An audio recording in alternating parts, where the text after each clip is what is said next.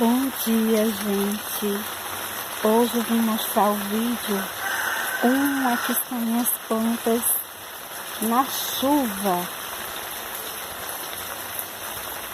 Hoje aqui em Recife amanheceu o tempo chuvoso.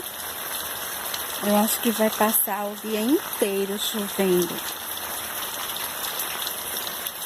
E eu gostaria de compartilhar com vocês as minhas plantas na chuva.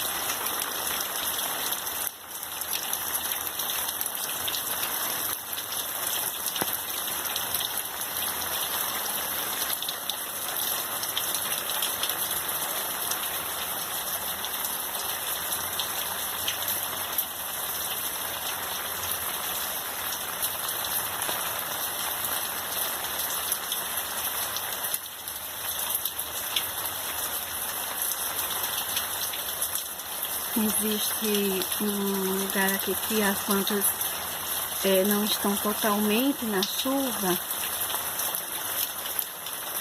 mas a maioria delas estão.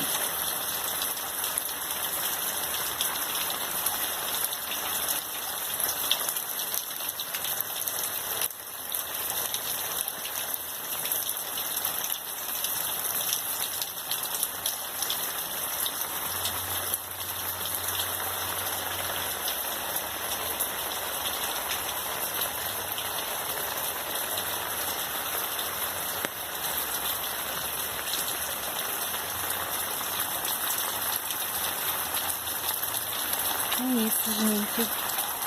Foi um vídeo curto para mostrar as minhas plantas na chuva.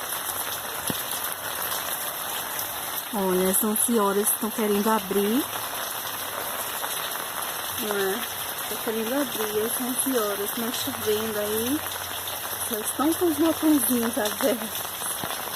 Mas vão abrir. Né? Não sei se dá pra vocês verem minhas bicas, que eu falei que era rosa PP. Tá linda.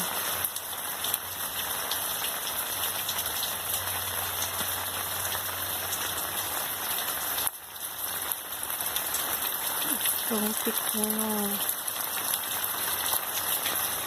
vídeo.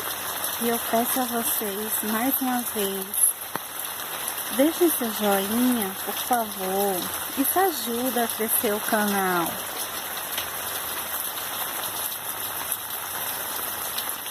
Um grande abraço a todos. Fiquem com Deus. Se inscrevam no canal. E obrigada àqueles que se inscreveram.